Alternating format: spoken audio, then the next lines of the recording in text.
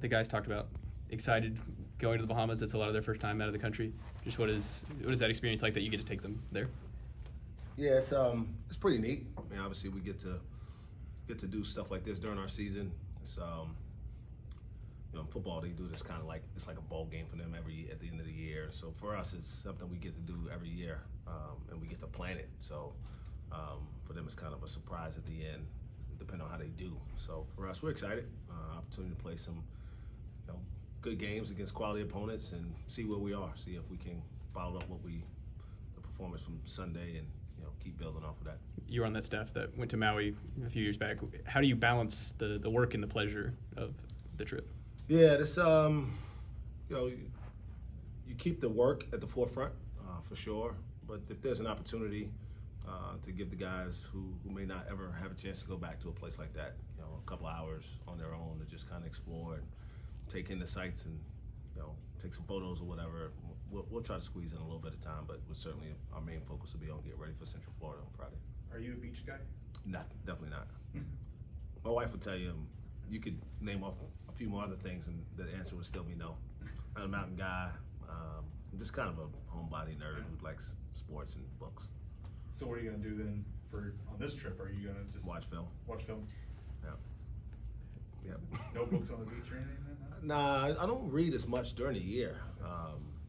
Obviously, just trying to prepare as much as we can for our opponent. And, I mean, the view will be nice. It'll be a nice backdrop of the beach, but I won't be out there. I don't really like the sun either, to be honest. I think I'm good on a tan. Not that you expect the guys to shoot 52% or whatever it was, but was that more so what you had anticipated for the season, what you guys got in Michigan? Yeah, I mean, yes, the short version. I think we have good shooters. I really do, and I think they showed what they're capable of. 12 threes at 52%, going to be an average? Probably not, but I think I told you just after the first game, maybe the second, we'll have more games where we're closer to 50 than in the 20s. I think. So how important was it to have that first game where you're over that 50% mark? It was key. It was more importantly how we played. The numbers we're a process-oriented group. We played the game the right way. Only having 10 turnovers gives you a chance, right? You're taking better shots, 24 assists. It's a big-time indicator that the ball was moving in a positive direction. We had multiple guys in double figures, which meant we weren't just playing through one guy. And when we are that balanced, we have a chance to be a really difficult team to prepare for. Avery, I think, had 7 assists. Obviously, making shots helps with that, but was there something he was doing that was providing that? I think the game was just really, kind of simplified for him. We watched a lot of film. I met with him on Friday morning. Just talked about, just cleaning up his decision making and taking necessary pressure off of having to make every play right. He's an ultimate competitor in that he wants to win, and sometimes he gets caught up in having to do too much. And now I hope he understands that the balance of having Asbury and Bryce Thompson and John Michael Wright out there to take some of that pressure off of him making all the plays will make the game a little bit easier for him. The guys said that they took a lot of things from the Southern Illinois game and tried to learn from that. What did you see from them in that process? Yeah, I mean, we had an honest conversation about, the reasons we lost. And certainly, like I said after the game, Southern Illinois beat us. It's not like it was a fluke. They didn't throw a shot in at the buzzer, although they made a basket pretty late in the game to take the lead. We missed free throws. We turned the ball over at too high of a rate. And you can't do that against a quality opponent, particularly early in the year when you're trying to figure out yourself. So it was a hard lesson, but a good lesson for us that we can't take anybody or anything for granted. We got to play a full 40 minutes. Because it's not like we played poorly. I think some of the sentiment that, we played poorly against Oakland in here last year. We didn't play poorly last Thursday. We just didn't finish well. And if you make a few free throws and, maybe if I call a timeout when Musa grabs that rebound quick enough and can get him out, maybe, unfortunately in that situation, maybe the outcome's different. But it is what it is. You can't change it. How do you respond? And I loved our response in practice Friday and Saturday, and then certainly in the game on Sunday. What have you seen from Chris that really stands out to you right now, just the way he's playing? I think he woke up at some point and realized he was a senior, and he probably not satisfied with his impact from a basketball standpoint on our program at this point. And I've been there. To go kind of backtrack my career, I was very underwhelming for 3 years and looked up and was like, man, it's gonna be over. I don't really have a whole lot to show for it. And just taking pride in doing whatever it takes to help the team win, which takes the pressure off him feeling like he's got to be his best friend Tyrese Maxey for us. You know, just whatever the team needs defensively, energy. Come off the bench, play 14 minutes. Come off the bench, play 6 minutes. Come off the bench and defend, not take a shot. And if the shots are there, I'm prepared. I've worked hard, and I'll be ready. And when you have that approach, when you're thinking about how you impact others in terms of us winning, it tends to work out better for yourself. And that's what we saw on Sunday from them. UCF's going to be a team in your league next year. What have you seen from them on the film? They are big and athletic.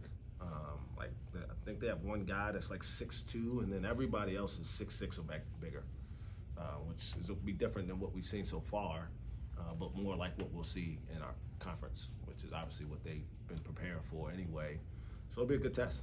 We'll have legit Power 5 type size, and I'll be interested to see how our guys respond to, not necessarily being the biggest, most athletic team or guy at every spot. Moose will be challenged and therefore rebounds, and I think he'll be able to hold his own, but that'll give us a great indicator of where we can go once conference play comes. There's a chance you guys see Yor and DePaul. This won't be the first time that you see a former player, but will that be weird for you? Not really, and his is, I guess, several of those guys played against much sooner. I think Weathers and Kalu, we played like Kalu went to junior college, so we've done it before. But he feels like he's been gone for a long time,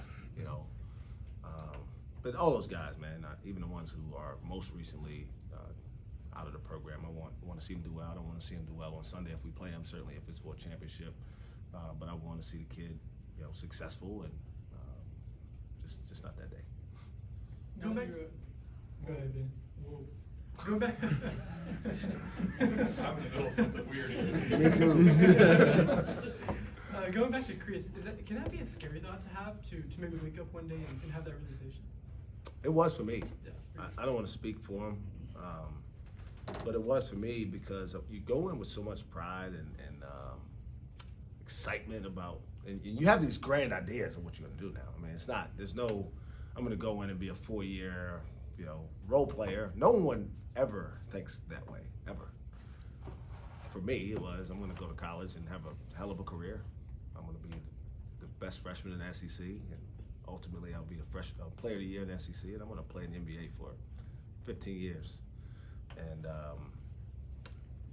for most of us, there's a humility and a humbleness that comes along the way. And for me, it came fairly early. But I looked up my senior year and was like, man, what have you done here, kid?